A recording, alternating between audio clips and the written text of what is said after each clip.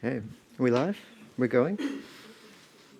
Okay, I guess we're on time here. All right, hi everyone. I'm Robert Gerard Pietrusko. I'm an associate professor of landscape architecture at the University of Pennsylvania, and I'm happy to be moderating the panel, How Water Calculates. And we have four fantastic artist researchers with us here today. I'm going to just quickly read some bios, and then I'll sort of jump into the sort of intro framing of this. Okay, you've heard your bio a couple times today, I imagine. In any case, so what we'll do, I'm going to say some introductory remarks, and then each of our guests are going to make a short presentation, between 5-7 minutes or so, describing one of their projects and their general approach to things. And then I have a set of prompts, and we'll just sort of see where the conversation goes over the next 90 minutes, which feels interminably long, but I mean, I imagine we'll get some good stuff out of it. Anyway, so we're going to start with Amer. Kanngieser is an award-winning geographer and sound artist. They're the Marie Curie Fellow in Geography at Royal Holloway University in London. Amer works through listening and attunement to approach the relations between people, place, and ecologies. Over the past decade, they have focused on experimenting with sonic methods and practices for environmental geography research. They are the author of Experimental Politics and the Making of Worlds from 2013, and Between Sound and Silence, Listening Towards Environmental Relations, which is forthcoming. They have published in a range of interdisciplinary journals, including South Atlantic Quarterly and Wire's Climate Change. They are a co-founder of the Institute for Freshwater Fish Futures, and their audio work has been commissioned by Documenta 14 Radio, BBC 3, ABC Radio National, the Natural History Museum in London, Deutschland Radio, amongst others. And their radio art piece, And Then the Sea Came Back, was jury nominated at the 2017 Prix Ars Electronica in Austria. And they've been featured in international arts and music publications, including The Wire, Quietus, and Art Quarterly magazines. Great, welcome, thank you. Just immediately to my right here, we have Hsin, who's an artist and filmmaker based here in Berlin. She approaches ecology from the point of view of its close relationship with technology, and her artistic practice is strongly research-oriented and involves fieldwork where she investigates the political ecologies of water.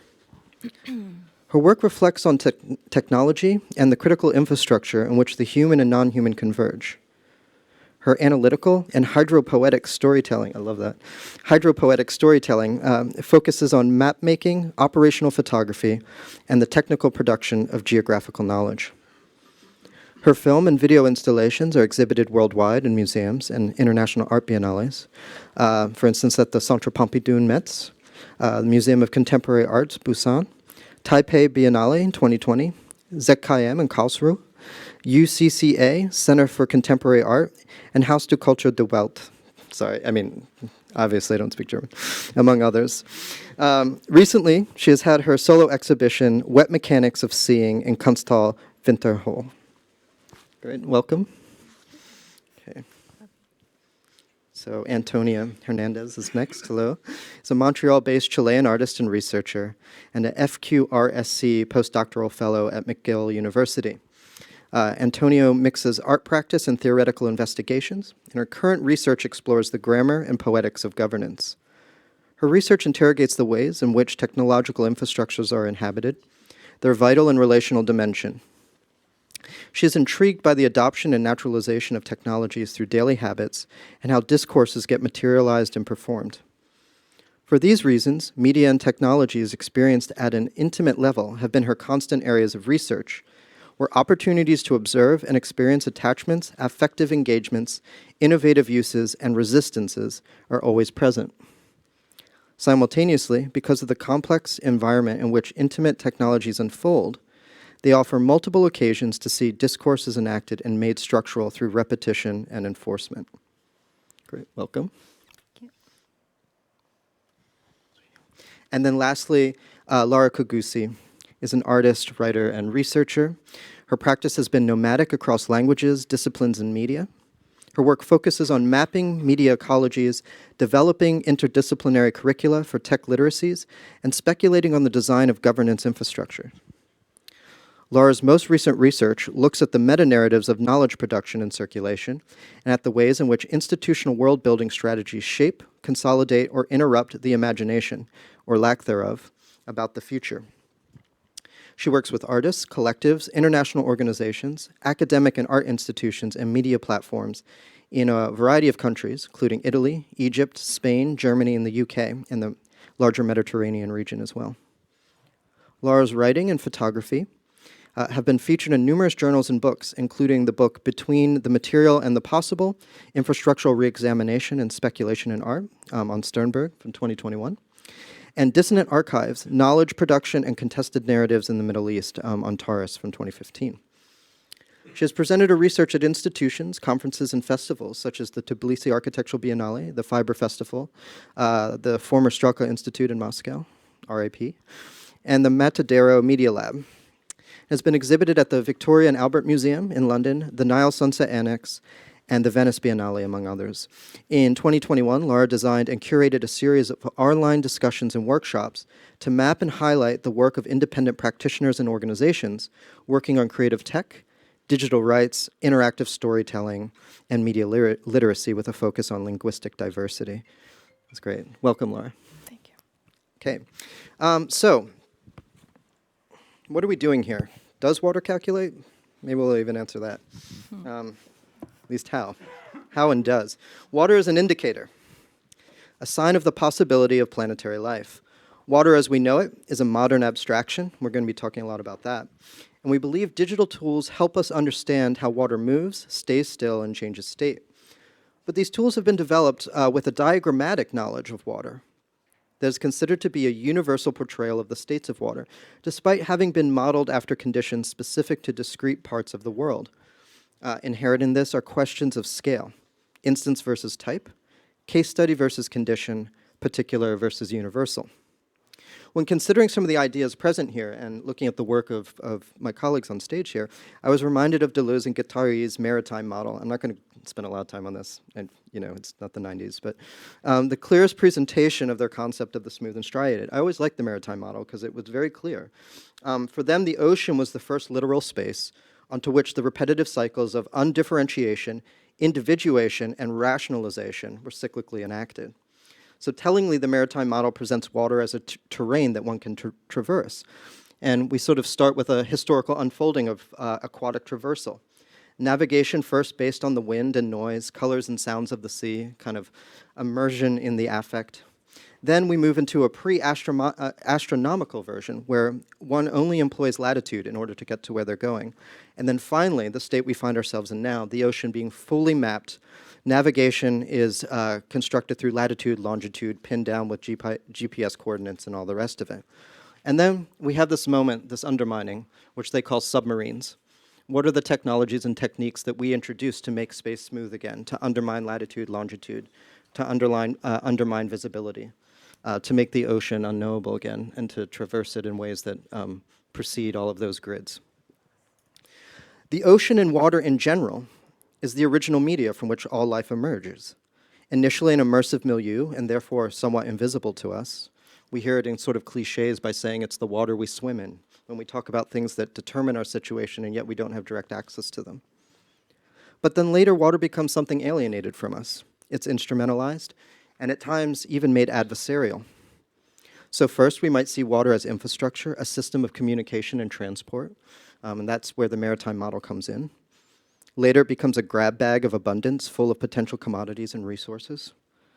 It might even be a void into which one dumps the externalities and excesses of industrial production, as we see just massive amounts of garbage collected in the Pacific Ocean. And then even more recently, in the face of climate change, in the face of climate change and extreme storm events, sea level rise, water has become an invading enemy, an adversary against which we mount dynamic simulations, seawalls, berms, and insurance policies.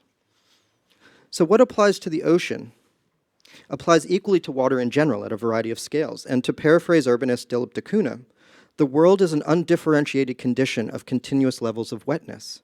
And it is within that continuum that techniques of mapping, stratification, classification, and simulation have all been applied to make water occupiable, quantifiable, and ultimately manageable. Themes that we've heard throughout the rest of the conference this week, but also themes that are going to come up in today's discussion. So each of our artists have worked on these topics through a variety of means: research, fieldwork, artistic practices of sound and video, writing, and something about the media of dealing with water is, I think, part of the conversation we're going to have today, too. So welcome to each of you, and I'm looking forward to hearing your sort of presentations about this, and then we'll start the conversation. Great. And thank you all for being here. Thank you.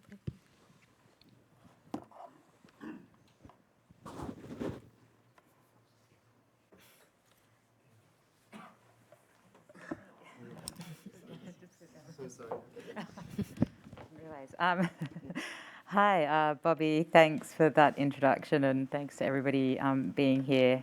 I'm sorry for those who were here in the last one, because you'll hear me say some similar things. Anyway, as Bobby kind of already flagged a little bit, and as I had talked about in the last panel, for the past several years, I've been working in the Pacific, predominantly with Pacific queer women, queer and transgender artists, organisers and scholars to amplify movements for self-determination and liberation in the face of resource extraction, environmental racism and ecological disaster. In the work that I do with Pacific communities, I'm interested in asking questions around the histories and struggles that are held in water and the relationships that are sustained within and through water. And today, hopefully, I'm interested in talking about as well is how do Pacific understandings, Indigenous Pacific understandings of water antagonize Anglo-European attempts to claim and to know water, to define water and contain it within certain onto-epistemological kinds of ways. So the Pacific region, for those of you who might not be so familiar with it, has for many years now been susceptible to a number of devastating changes due to man-made climate change, including sea level rise, erosion, intensifying droughts, floods, earthquakes, cyclones, and tsunamis. This is why nations of the Pacific, like other large ocean states, which are seen as developing states, are held up as case studies for vulnerability. Through this lens of vulnerability, the Sea of Islands that Pacific poet and educator Epeli Hau'ofa spoke about becomes reduced to the limited perspective of islands in a far sea, which emphasizes remoteness and marginality over autonomy and self-determination. To counter the narrow definitions of resilience and vulnerability that the region tends to get pushed into through government policy, academic and NGO discourses, in my work, I try to showcase the nuanced and variegated ways that people understand, produce knowledge about, and collectively attend to their lived experiences of ecocide. So in my work, my approach to engaging with people's experiences centers around listening and sound. In Pacific cultures, it is impossible to separate land from oceans, people, plants, animals, and spiritual worlds. Kanai Helu Thaman tells us that, and I quote, Pacific notions of identity tend to emphasize the environment in its totality, a concept for which the English term land is grossly inadequate. In Fijian Itaukei, the word vanua, says Unaisi Nambombom, denotes, and quoting her, land and place, everything on it and in it, all flora and fauna as well as waterways, oceans, mountains, and forests. Land is of physical, social, and spiritual significance to people. Working through listening and sound methods allows me to hold these relations together gently without separating people from their specific places and experiences. And in my work, I predominantly at this point work with oral testimony and field recordings. And oral testimony here refers to audio recorded interviews, poetry, songs, and other kind of archival recordings as well. And field recordings are recordings of environments. So weaving together these methods of oral testimony and field recordings through sonic ethnographies, I'm able to move towards building what Métis fish philosopher Zoe Todd calls kin studies, and she defines these as thoughtful, careful, and plural hyperlocal ethnographies to counter the ways that the overwhelmingly white, Eurocentric academic and global policy discourses of global warming erase the local specific experiences of devastation faced by marginalized communities. And by way of introduction, rather than trying to describe or explain this anymore, I want to just play a short excerpt from the piece Mining the Deep, which was co-produced with Joey Tao, who works with the Pacific Network on Globalization and communities predominantly from the Duke of York Islands in Papua New Guinea. And it's a soundscape documentary weaving together stories about resistance to deep seabed mining, both in Papua New Guinea and Vanuatu, and it features the voices of directly affected communities, as well as ongoing voices from people doing ongoing campaigning and government leaders as well. So I'm just going to play a very short excerpt from that. This is a photo of the campaign against deep seabed mining. And how do I make it? Where's the little thing? Yeah. And the transcript is up there as well.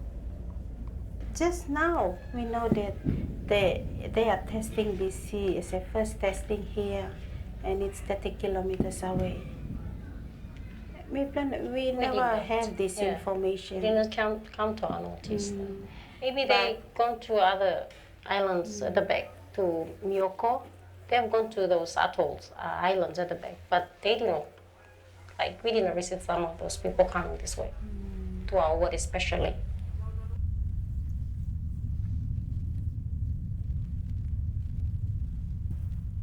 I don't know about other parts of this world where they have experienced such deep sea mining. We are the first people to then they would like to introduce this. Deep sea mining, I think this is the first time ever to introduce deep sea mining. It's like an experiment, and we are human beings, we are not animals. They would do experiments, So we strongly oppose this deep sea mining business because we don't want to be displaced off this island. We want to live happily on this island.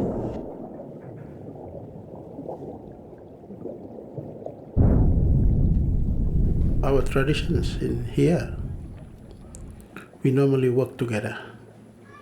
Like if I said a clan, we work together, or a family, we work together.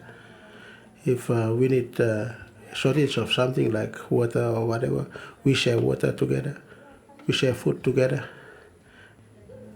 It's like a thing that we normally work out together, and that it's not a problem to us. But like a big something that is trying to come, like a deep sea, that will be a big problem to us too. So that because the only source of our proteins in the island is we normally go out at sea. And if something that comes like a sea mining, that will really bad effect to us. I think that's a big problem now. So that's just a very short excerpt from a larger 20-minute piece, which, as I said before, weaves together field recordings and oral testimonies from people that have been involved in campaigning. And you can hear the rest of that on my website, but I will leave it there. Thank you.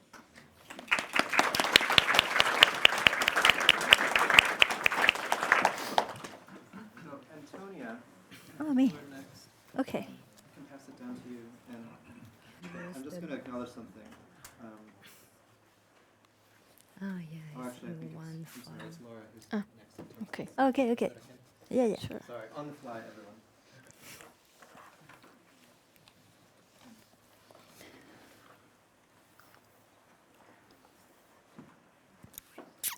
One second. Does it? You want me to take this for you? I can take. I can just like change the slide like this, no? Okay. Okay. Thank you for the introduction. And so, as Robert said, in my studies and my work, my studies and my work have been quite nomadic across different languages and disciplines and media. And as someone born in an island, the sea and water have always been a defining element in my work and in my research interests, both as a physical border and in the ways in which it evades representation with its extreme mutability. For many years, I worked on documenting routes and maps of irregular migration via the Mediterranean Sea, questioning the role of different forms of archiving in filling the gaps of collective memory and history. I was also looking at the history and geography of underwater infrastructures that make the transmission and storage of information and archives possible. So the point of departure of this art and research project has been that of documentary, but the more information we collected, categorized, and the less we could summarize and encode into different legible formats. So thinking of the sea and water as an archive has been a useful metaphor to understand that knowledge is always unstable and constantly shifting. Also as an archive of histories that leave no trace, and of events and phenomena that are not accounted for in the sets of data that build the dominant narratives and models of the world. Also the sea as a metaphor for thinking of how the gap in translation between languages and media formats, including the languages we use to communicate with machines, complicate the notion of value and of what constitutes scientific evidence. So recently I have been more interested in mapping the fragmented and often obscure entities benefiting from knowledge extraction and infrastructural control, as well as the institutional meta-narratives of scenario planning and modeling in the field of artificial intelligence and climate governance. Looking at how multiple agents leverage on their exclusive access to remote sensing, image synthesis, and tech design techniques to narrate their particular version of reality. For example, how representational and aesthetic practices, including, but not limited to geospatial technologies, mapping, simulation, and data visualization, reveal arbitrary modes of looking which are systematized and applied as design and research methodologies, with claims of universality. So while the digital spaces are becoming the new frontiers where institutions can legitimize their existence, the practices of futurology and world building themselves are haunted by binary models and cultural hegemonic and colonial practices. So as much as the present and the future are heavily shaped by algorithmic processes outside of democratic decision-making, they're also produced and perpetuated by discourse and rhetoric and by gestures and rituals that corporate and state institutions regularly perform. In the context of this research collaboration with Antonia, we have been thinking about water as an operational metaphor and at how attempts at capturing its dynamic physical states can recursively inform the language that composes the legislative framework of governance models. We have been looking at the ways in which the mutable nature of water and natural elements complicate the applicability of binary categories and reveal the inconsistencies of particular disciplinary specialisms and their tendencies towards epistemic entrenchment. For example, systems of governance and of territories, phenomena, and resources that evade national constraints. In the different iterations of this project, I am interested in exploring the implication of these premises in site-specific scenarios by mapping a series of current crises occurring at transnational planetary scale that are exacerbated by both natural and artificial scarcity of resources and liquid sovereignty disputes. These multiple crises make visible the transnational dimension of media and knowledge ecologies and underline the certainty of the impermanence of value across time. Thank you.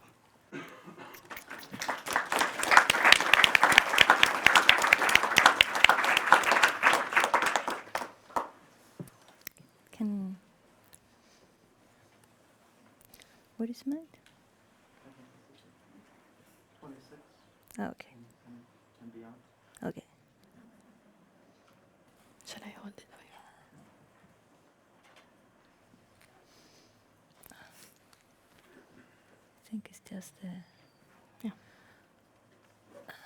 I think it's the following one. It's just Okay. a video.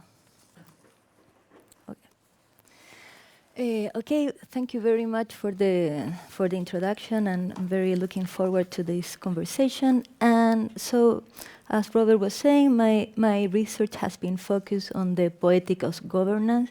So that means the forms that governance acquire and the types of engagement with those forms. In that way, this research started for me as an attempt to think about water governance through water. But as we know, water changed everything, and the very idea of governance regarding water becomes disrupted. So thinking about hydrocommons as a type of water governance is an exercise in which Laura and I engaged since we met in the last Transmediale last year. The strategy has been to think about hydrocommons as common attitude and imagination toward water. So we are like exploring those imaginaries. So how water is imagined and how those imaginations unfold both in time and space. So in that sense, imaginary is not necessarily unreal, and it matters. So it matters how matter is imagined. This investigation builds on the idea that if imagination is contextual and historical, so it is matter, and it's imagination. As such, this research explores how water conforms and is conceived in different knowledge regimes for the construction of history, politics, and belief. At the same time, new environmental conditions produce new contexts, disrupting sense-making habits and giving new meaning to all rituals. In that sense, I am interested in what Sarabon calls inverse performativity, where instead of knowledge creating worlds in their image, unruly worlds create new knowledge landscapes. So this is why this research attempts to engage in a sort of post-material stance, where water is understood as matter, but this matter is neither the ultimate truth nor a construct, but something in between that informs and modulates relationships and meaning. And challenging the only positive connotation that sometimes we attribute to water, also thinking about water meanings as something that results for those engagement. So this entails paying more attention to how the conflicting ethical meaning of water need not to be alternative, but can be evaluation and orientation that coexist within people's practices. So rather than exploring substances, I am interested in hydrosocialities, or what anthropologist Andrea Ballestero describes as water choreographies or hydrochoreographies. So the joys and the horrors of the hydrosphere. Engagement with water that involves matter, but also abstraction and everyday habits. So for grounding these claims and trying to stretch the imaginary for thinking about hydrocommons, two different imaginations toward water were explored in the artwork exhibit down in the corridor. The first one was water as something sacred, which is a common and widespread belief that involves geographies, trajectories, politics, and rituals. The other one was water as a commodity. In this articulation or this hydrochoreography, the this idea of choreography links the ideas from the Chicago School of Economics, their enforced legality during the Chilean dictatorship, and the current situation in a Chilean valley where a mega drought collides with avocado monoculture, farming, and a superfood hype, increasing social and economic inequalities and dramatically showing the spatial transformation of neoliberal politics. So this hydro choreography shows water binds temporalities, war-making practices, politics, environmental condition, infrastructure, migration, markets, and also the sociality of water bodies. So yeah, that's it.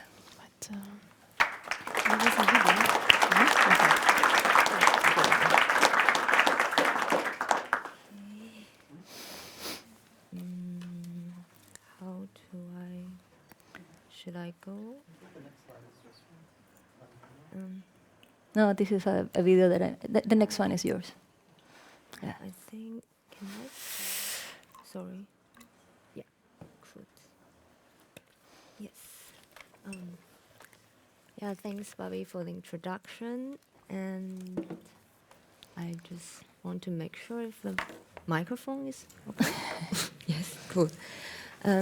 Yeah, I'm Hsin, and I'm just going to give a brief introduction of my practice and also some ideas to blend into the following conversation.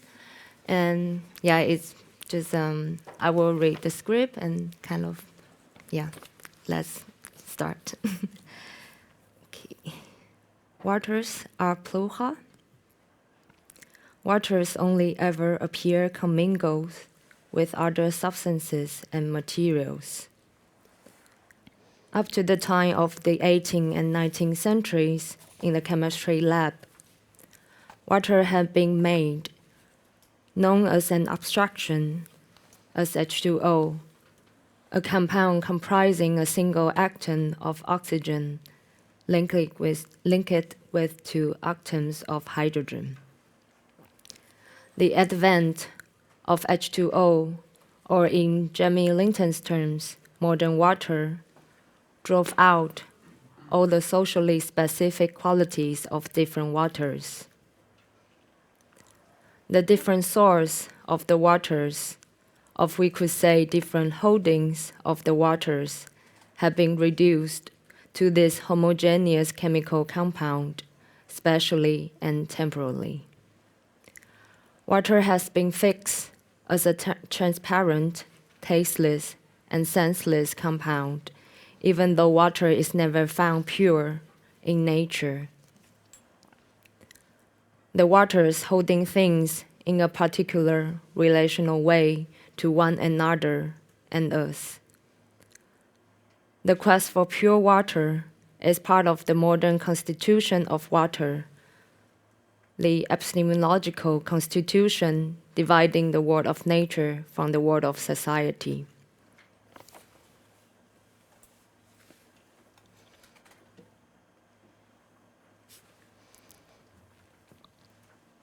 I come from a subtropical island, born 6 million years ago in an ongoing collision of tectonic plates, the Pacific and the Eurasian, which causes intense seismic activity.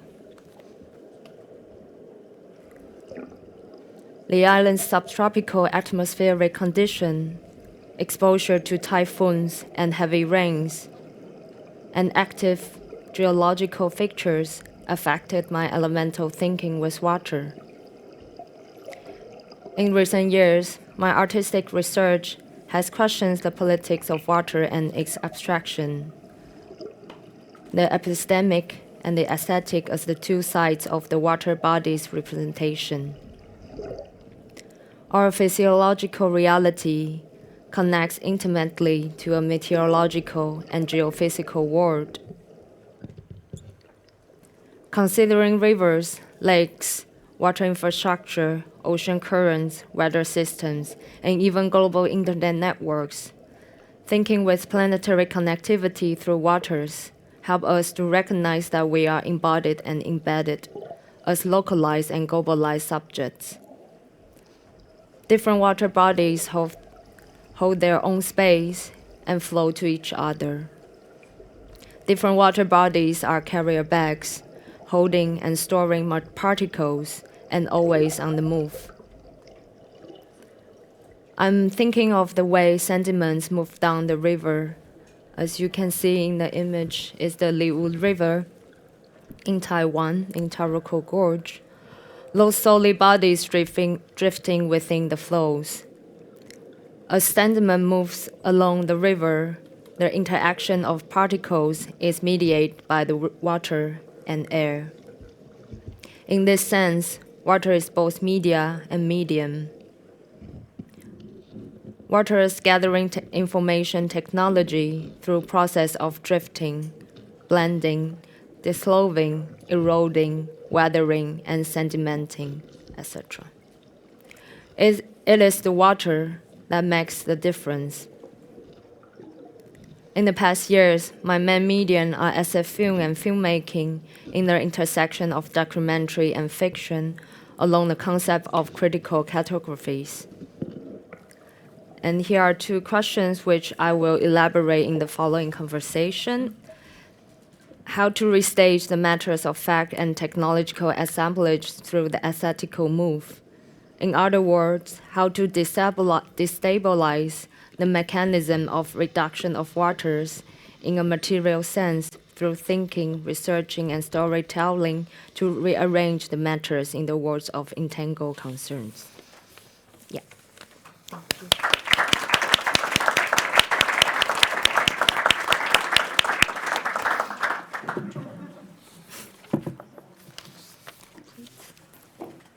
Is this yours?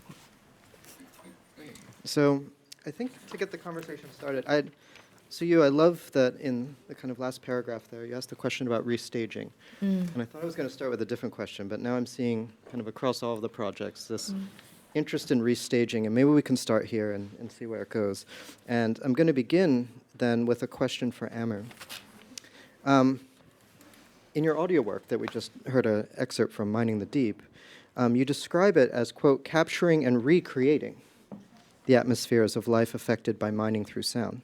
And so listening to the piece, the documentary approach, the sensory ethnographic approach, the oral testimonies, I imagine, and also sort of the field recordings, I'm assuming this is part of the kind of capturing. But then I'm also curious about this other technique, the recreating aspect. Are there parts of the soundscape that were synthesized newly for the piece? And then I'm going to sort of think down the line.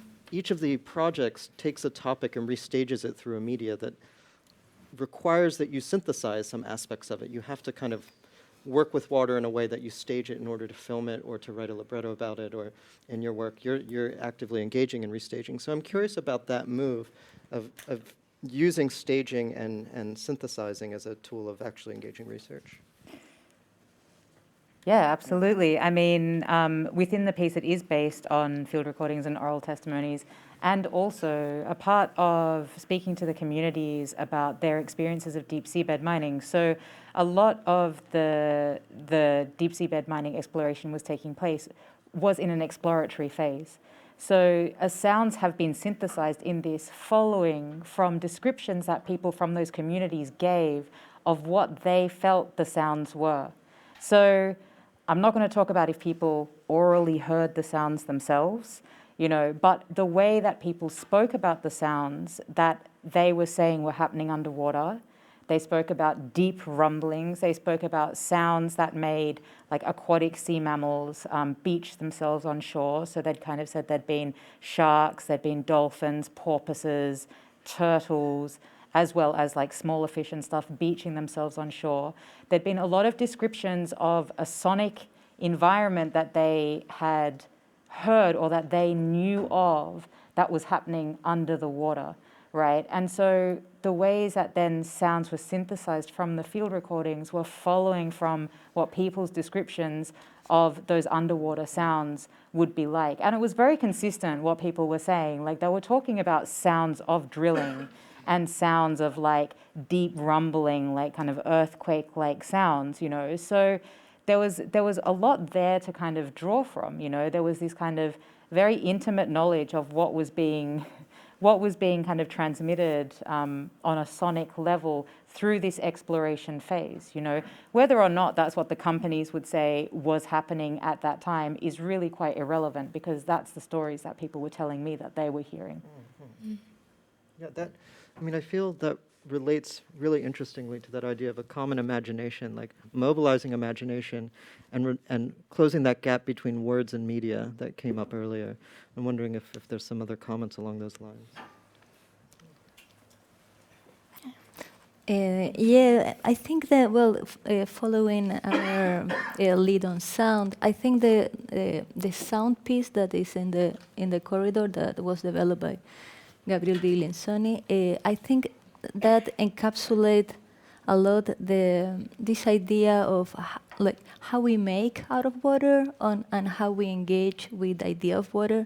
So the idea was to produce a sense or like a feeling, a soothing feeling like water, but that if you pay attention, it's not composed out of water sounds or like field recording, but things that you can associate with coins and money and markets. So that kind of like unsettling experience with water was interesting.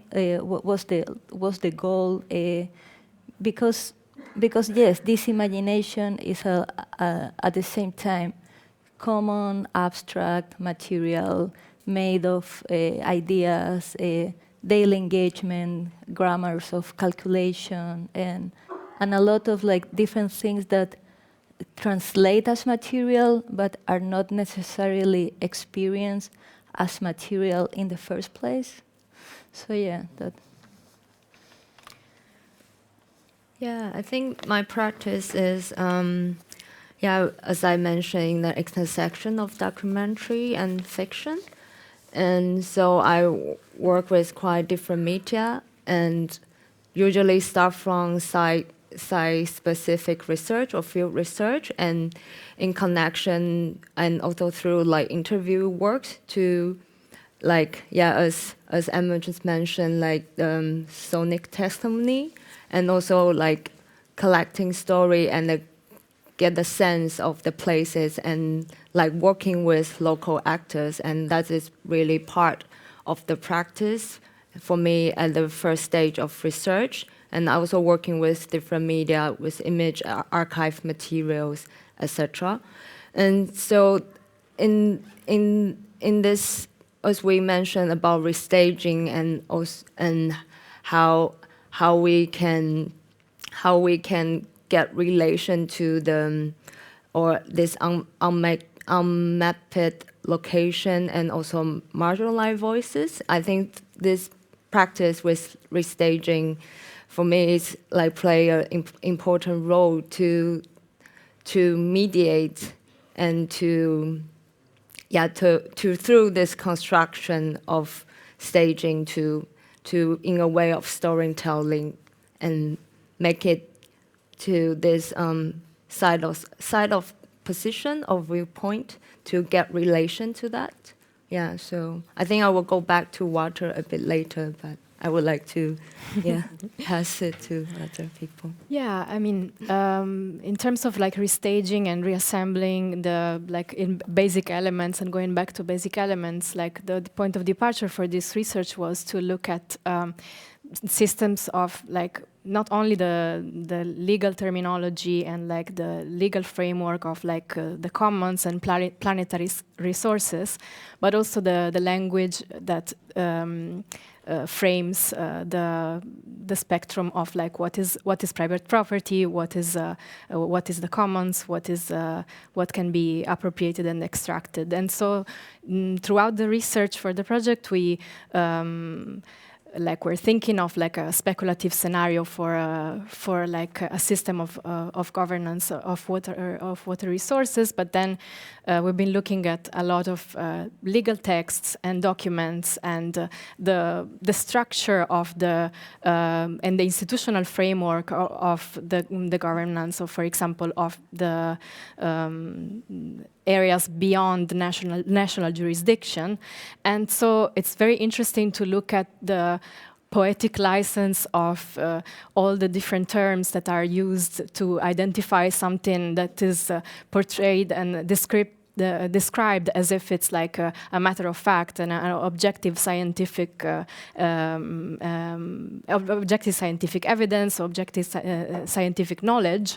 And so we were trying to, in a way, restage this in a fictional, poetic license scenario in which to reveal somehow the performativity of this and the arbitrariness with which all of these laws and governance infrastructures are performed like in practice. And we will also go back to some examples of that, because, for example, in the text that we used for the libretto, the publication that is in the installation, I was looking at the failure of ratifying the mining code, the mining treaty for the like exploration of the seabed, and looking at how there are like tens of different acronyms to identify different structures of governance and of that refer to specific resources, in which it's very difficult to understand which one has de facto power of enforcement. So yeah, we'll go back to that. Mm-hmm. Yeah, I mean, there's something in that last point. You were saying that there's all these different words for describing what everyone assumes is sort of a stable entity. And I'm reminded of, the term Susan Lee Starr uses, boundary object, which we love that, right? That is something that has certain material properties, and yet different institutions project their own kind of cosmologies onto it, and it's hard to pin down precisely what it is. And it's always a language game, and there's productive slippages between those. Mm-hmm. And if we think of the work like that you all are doing, of course it's completely different from each other, but imagining that there's a different institution which is sort of artistic and aesthetic, an institution of artistic and aesthetic engagement with water. I wonder then how we think about knowledge creation. That if it is research, and I mean, absolutely it is. I mean, we're trying to get after this through other means. And we're challenging how the need for knowledge, or perhaps the need for more information, the way that institutions talk about this stuff as information about water, is important for them to occupy it, to territorialize it, to manage it. They measure it not in a way that's about accuracy. They manage it, they classify it in a way that's not about accuracy. They're not after some scientific truth of water. They're after useful categories that allow their internal organizational procedures to kind of run without any salt in the gears. And by having these categories and these types of measurements that are highly idiosyncratic to different institutions, different industries, different organizations, they all render water as artificially discrete, bounded, and classifiable. So we've been hearing the word abstraction for a while. And all research is, of course, about knowledge, and it can take different forms. So, I mean, here's the part where I get to the actual question. In your work, what do you feel counts as knowledge? Right? So is it locally bounded? Is it about an experience? Is it knowledge that comes specifically for the person doing the work in the field? Or is it allowed to circulate? We're seeing in your work, you guys are circulating it. So we see certain mediums. And by what means and mediums is knowledge in your work made transportable? How does it become social? How can it be communicated elsewhere? And how does it persist in time without succumbing to the same issues of abstraction we are challenging more generally? And sort of what I mean by that is that in order to make it something that can go out and circulate and connect to other questions, other discourses, other disciplines, we need a set of kind of stable categories. And suddenly our work is kind of caught up in the same language game of those institutions that we're challenging. So I'm just curious if there are thoughts on that or how you grapple with that in your work as practitioners. And I mean, I can. Well, it's very interesting the question, and it's very interesting to think about that question through water or attempting to think that through water, which is obviously another abstraction, but it's a interesting one or a productive one. And if we do that, we should renunciate the idea of having stable forms, because water is not stable, and also it's at the same time like a universal. Well, we don't know universal, but at least like global, but mutate across context, and permeates and infiltrates and dries and evaporates. So that kind of like a metaphor are interesting for thinking at the same time as something that we can think as more or less stable and contextual, but when you change the context, you're changing the element and also the social relations that water engage with other water bodies and other bodies of water. So I think it's interesting to think in things that make sense, are useful in particular context, and can incarnate or embody also universal that you want to promote, like human rights or that kind of things. Yeah.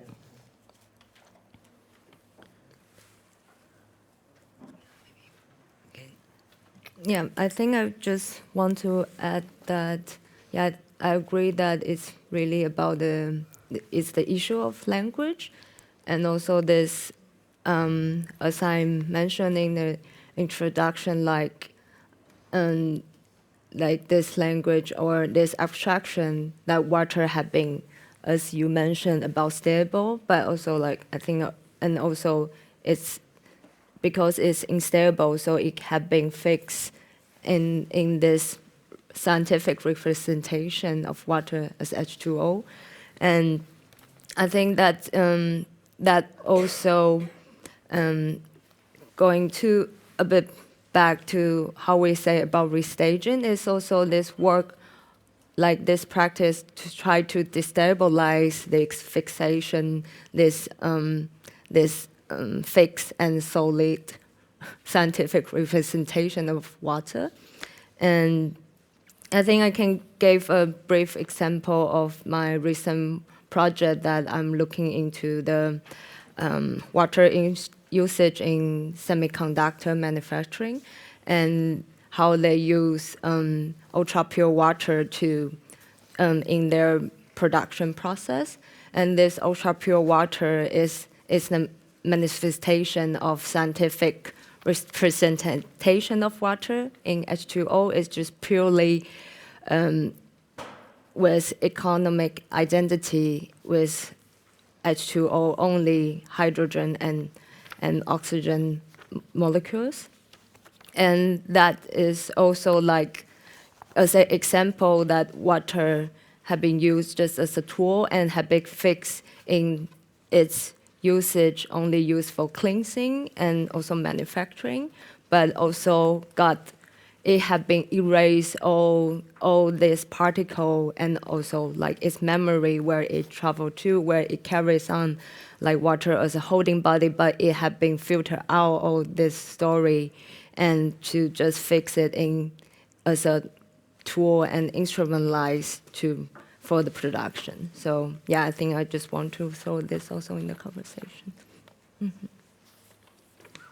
Yeah, I think for me, like, firstly, thinking about this idea of knowledge and this kind of separation or binarization between, like, Anglo-European scientific knowledge and, I think you said elsewhere, kind of locally bounded knowledge, right? And what kind of knowledge is even allowed to circulate? I mean, I guess the question that I would put into there is, well, then we need to really talk about what constitutes knowledge in the first place, and why are we creating definitions of knowledge that are inherently then exclusionary in that kind of way, or setting up a particular hierarchization of knowledge that is kind of, you know, putting scientific knowledge at the top of that pole, and then I suppose like what ethnographic knowledge or, you know, whatever kind of toward the bottom. And I think that that's kind of already something that needs to be thought about, because particularly in the work that I do, ethnographic knowledge, or the knowledge that people have about water, circulates freely all over the place. You know what I mean? Regionally, it is knowledge that circulates, you know, even globally, it's knowledge that circulates. So I think we need to begin with interrogating those categories a little bit first.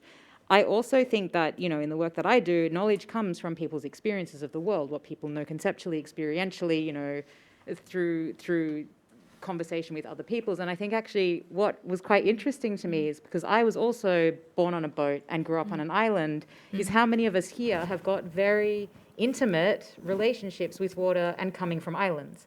You know, so I think that in itself, like even thinking about what draws us, you know, as artists and researchers who come from islands and who know this with a very deep, intimate, visceral, embodied knowledge of like the weather systems of islands, you know, the tidal patterns of islands, like all these kinds of things that you glean from somewhere through proximity over time, you know, how does that also inform the knowledge that we have and the knowledge that we bring to the work that we're doing? Because that's a very different kind of experience, as well as, you know, someone that might not have grown up in that kind of environment, or not have that kind of environment deeply embedded, you know, within their body. So I think that's something that, you know, for me, in terms of thinking about knowledge, and again, like I said before, like moving away from this certainty of categories, like moving away from this idea that something has to be known in a particular kind of sense. Like even in the Mining the Deep piece, you know, what I find really interesting about oral testimonies about people's stories is that I will never know what is actually happening.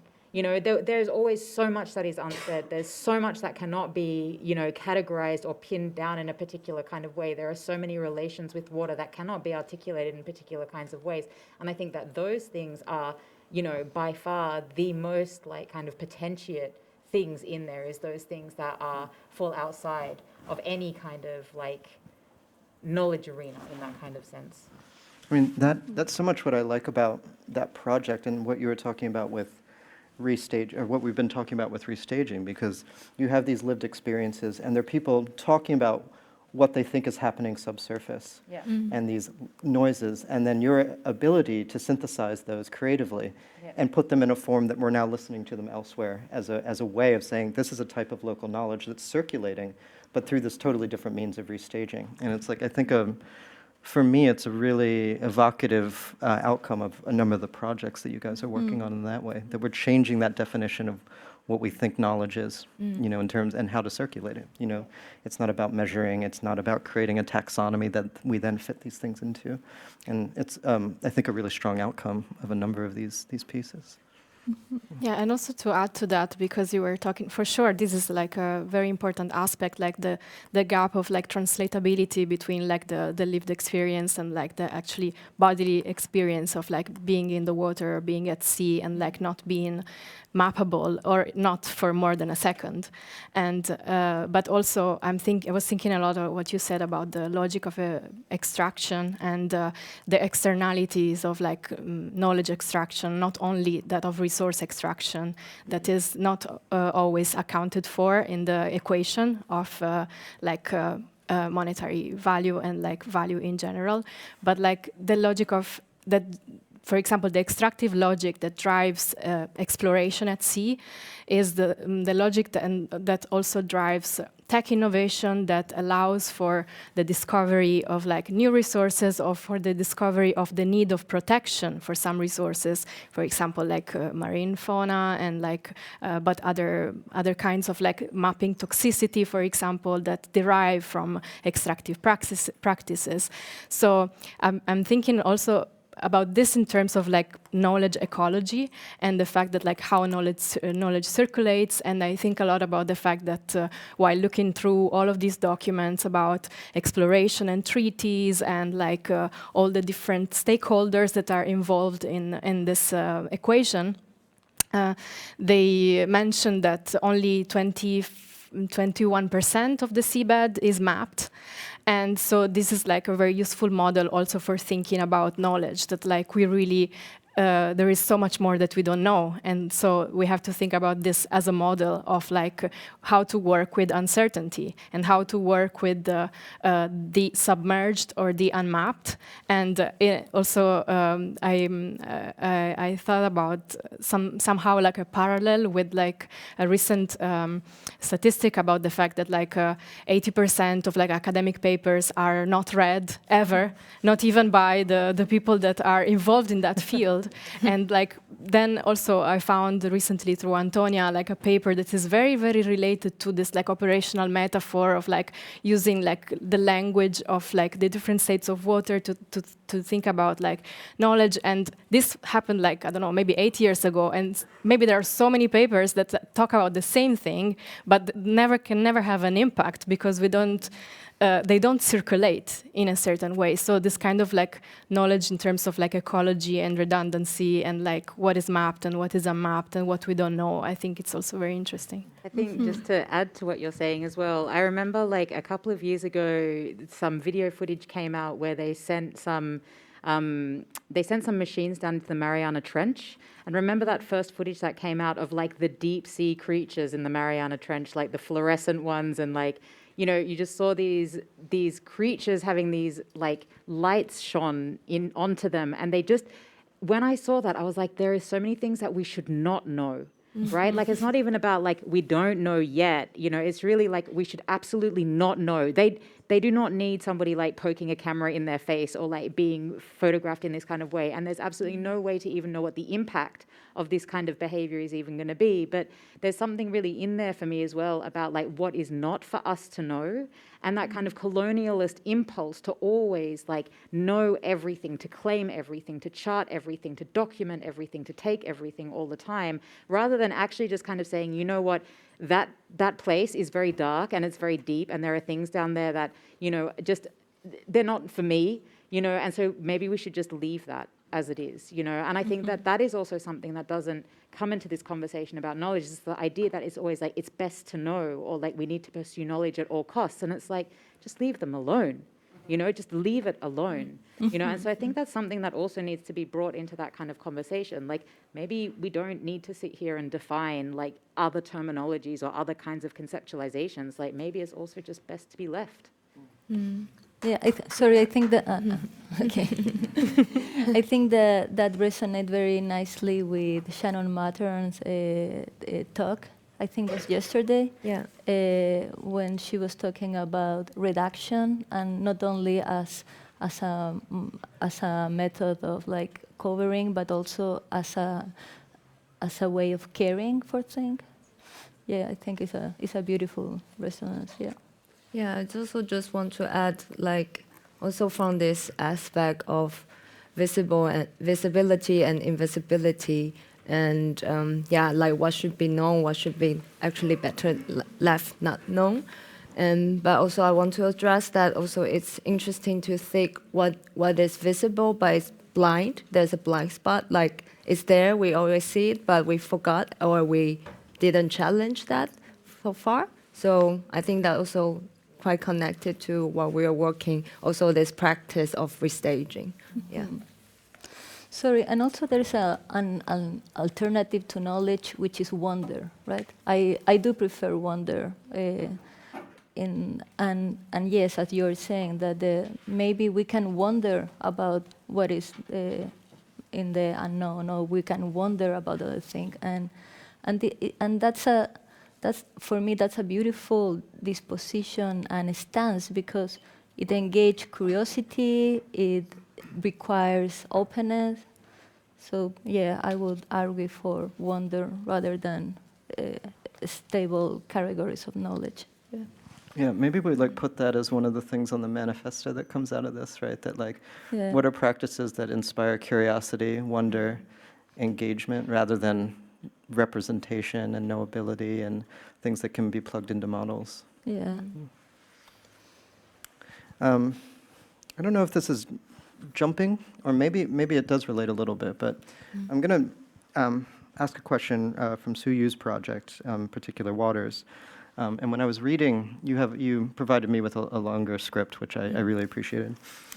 You discussed 3 scales, and that you say that due to real discontinuities, that's a quote, you have three scales that sort of can't be synthesized. You know, there's molecular waters, local waters, and then the hydrosocial cycles of the chip manufacturing plant and their way of working with water, as you kind of discussed a little bit ago.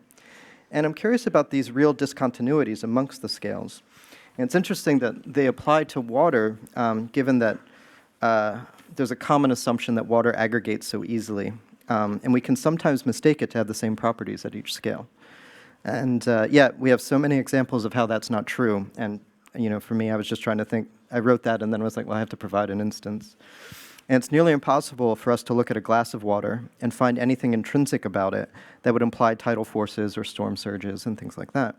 And so I'm curious, for you, what were the things that established these sort of discontinuities? What were the things that made them need to be separated? And what are the intrinsic properties of water that you observed as these scales change? What gets lost when you have to jump scale and represent water a different way from between the molecular and the local?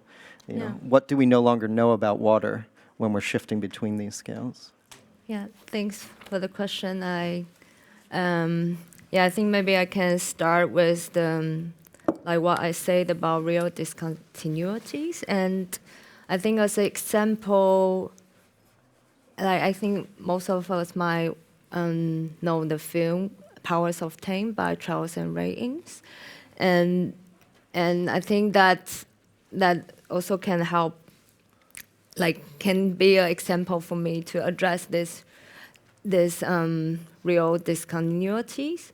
And in this film, I just kind of described a bit from like there's a couple in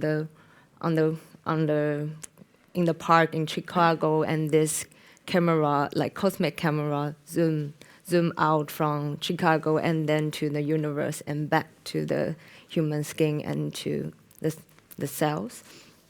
And I think it's I think this I would like to say is about this discontinuities which needs to be addressed is that this kind of zoom out effect by scale could kind of blind us, or could be a kind of illusion, although it's also a construction of the vision part of that, but it could be a kind of illusion for us to thought that things could be this can be built up, or this just one concept can be applied on this multiple scale without disruption.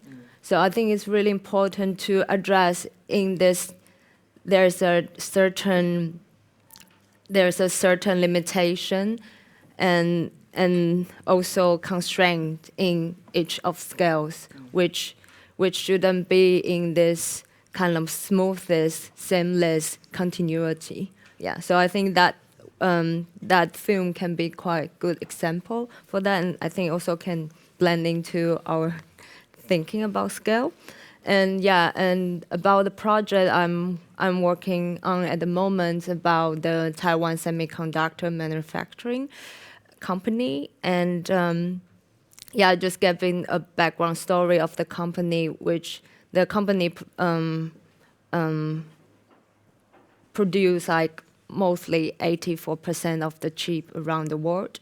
But this project as I address is like I'm looking at in 3 scales of water, as I mentioned earlier about molecular water, which especially this ultra pure water which they use, and second scales about local waters, which this water conflict in the local level have been also widespread in international news due to the 2021 drought in Taiwan, and that this drought also further stress the global supply chain of computer chips. So I think that's this looking into the local scale of this conflict of industrial waters and agricultural water and domestic water. And I'm also like looking much closely, talking to people, working with activists, and to listen to the places how how this drought and can play a role, or how climate can play a role in this global supply chain, like cheap supply chain. Yeah, and then the next scale about the hydrosocial cycle of the TSMC, and that is, then this for me is also a next scale, but this also you can see this continuity about this water cycle, and that is quite conflict, or this is also image quite different than this concrete image what we have about hydrological cycle. It's always with arrows about rain and to land, but that is also the absence of social, absence of human activity in this diagram, which embedded in everyone's mind. Yeah, and so yeah, I think the next level of TSMC, I take the drought as a starting point to look into this chip and how the semiconductor geopolitics, like how it plays a role in the national security of Taiwan and states. Yeah, and further note is like, yeah, this company TSMC have been invited by states to open their new manufactory in Arizona. So that's also quite interesting for me to further look in this also different climate, different kind of water politics, and also this impose like industry on the landscape, and also how it creates another not only water conflict and also spatial conflict in the local scale. Yeah, so I think. It's fascinating to me. It feels related to a little bit of what Laura was saying, in terms of the gap between like water and the sort of economic representation of it, that if we just think of it as an input into a process or a plant, we lose this larger geography that you just described at this broader scale. They're not thinking about it at that scale, but that a drought produces a vast geography just through one chip. And I think that's really fascinating. I wonder if you could say a bit more about that in the work that you've been doing. Yeah, I was thinking a lot about this aspect of scale and scalability, and also in terms of like how these definitions that are decided by a very limited group of people and group of their disciplinary specialism then are applied at scale. And like this is also one of the first more intuitive colonial projects of like dividing the territory into equal units, and like trying like with the assumption and the delusion of that you can apply all these different very specific and contingent laws to every single grid. And so water and the ocean really evade this kind of attempted constraint. But in terms of scale, not only I think about this aspect of applying and leveling everything to the same unit, including and especially the units of time.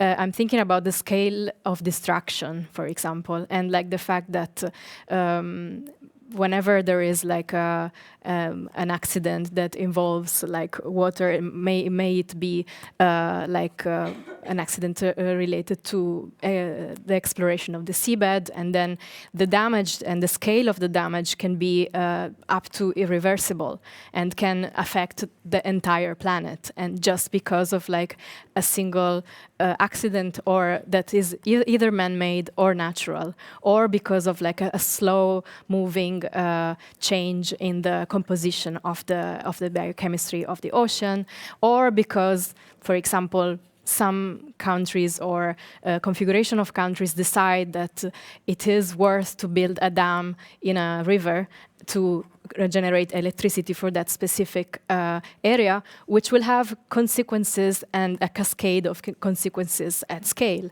So I always think about the aspect of like how it's impossible to decide at national level and at local level on issues that are related to water, because it's like the most physical manifestation of the planetary, and the fact that like scale really has a reach that sometimes can have literally no limits, and can really be irreversible. So in a way, like when we're thinking about developing this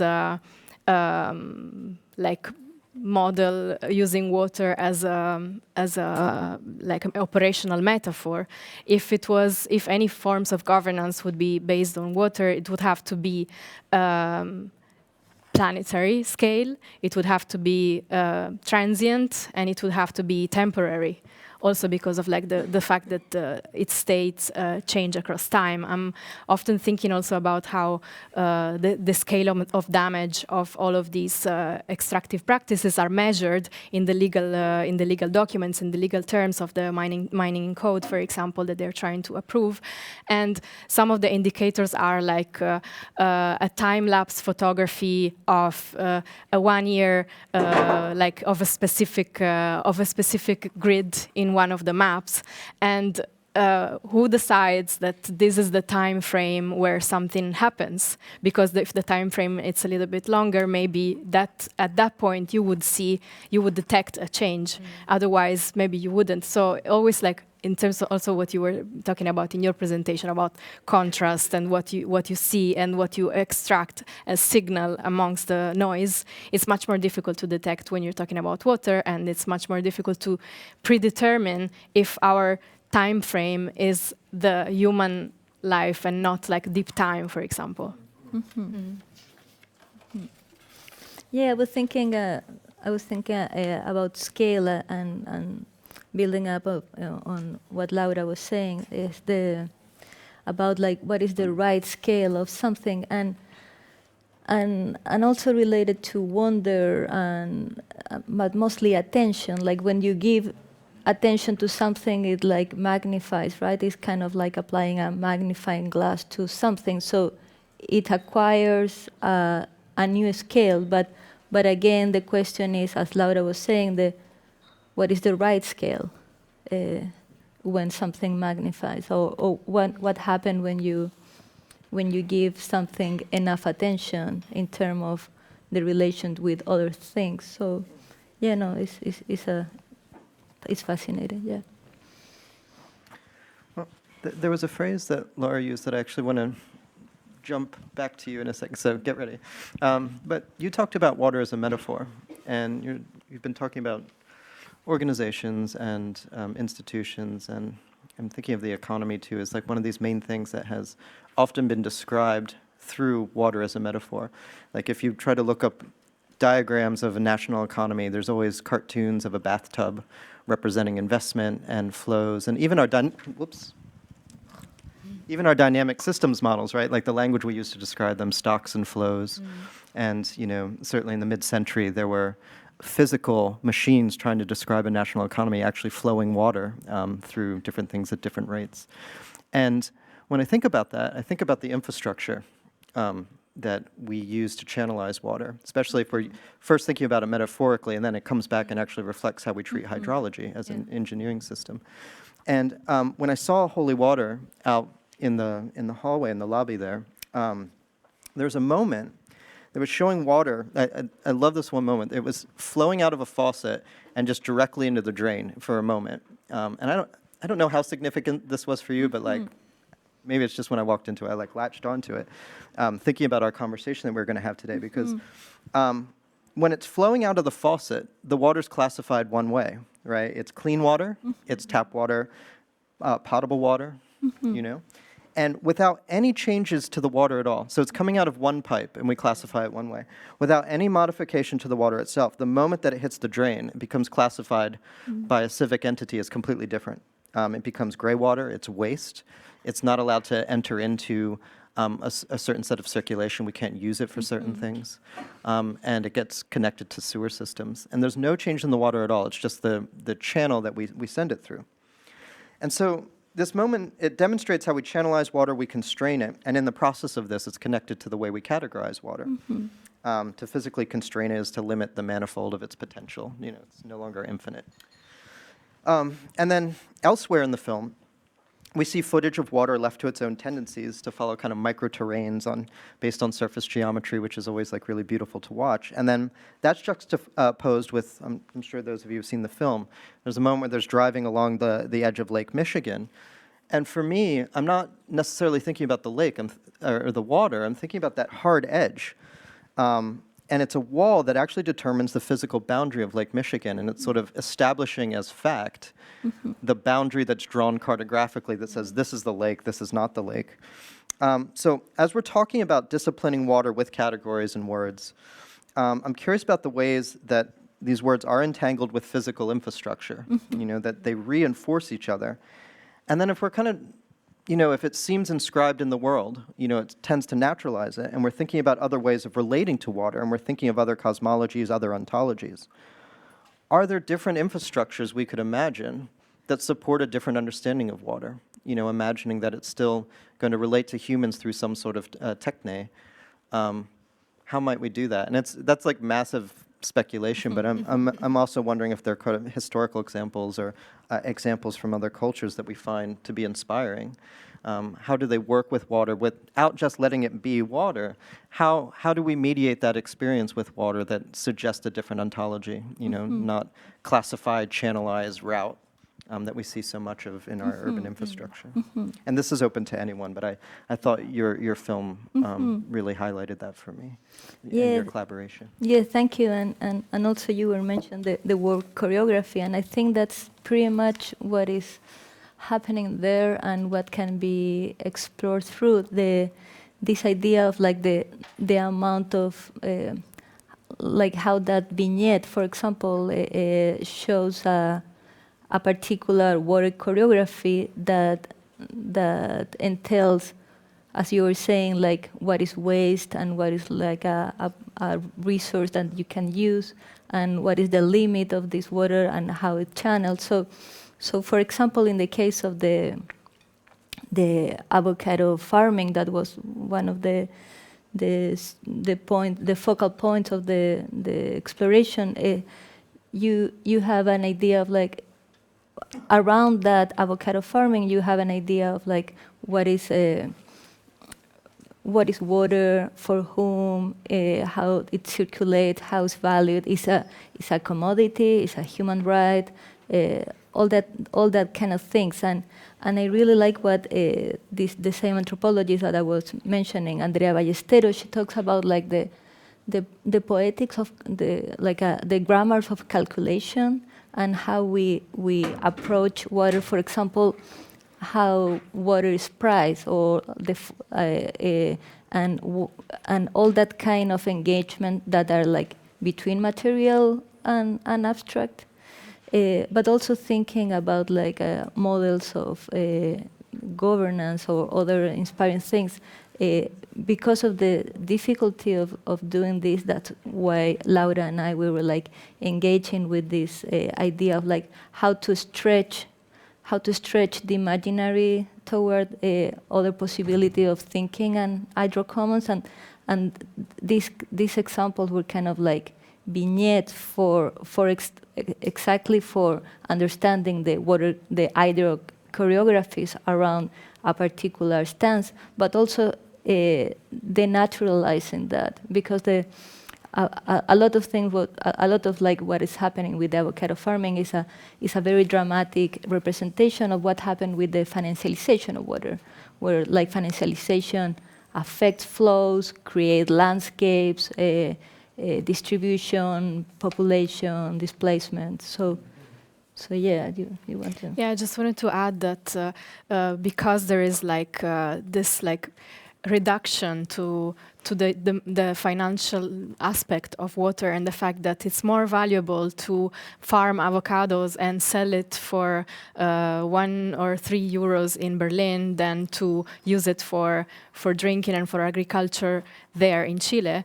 I'm thinking also about again the scale and like the different scales at which all of these like resources are applied, and I'm thinking of how, for example, just one single policy that would be, for example, that water has to be free and cannot be sold, cannot be monetized into a plastic bottle that is just financial matter, basically, would also have a huge scale of impact in terms of, like, I don't know, pollution and like the production of plastic and like negative incentive for the production of plastic. And just because of like one single law that doesn't even entail any like technological innovation, it's just like one decision about deciding what is this kind of entity, what is the value of this entity, and what other like positive externalities it can create just by this one measure. We were using it like also a little like a vignette in the libretto about the fact that because of the assumption that there was like a terrorist attack like 15 years ago, there was this restriction about like bringing liquids across in airports, and it turns out that it was just an attempt. It was not even something that actually happened, and this created a planetary scale measure that hasn't been questioned ever since. But this means that like everybody has to buy plastic bottles in the airports multiple times just because water is not free, and it should be, and it could be accessible if someone decided, if it was decided at scale that this was, it's like a kind of like a sacred value, so that you cannot contain it into financial matter made of plastic.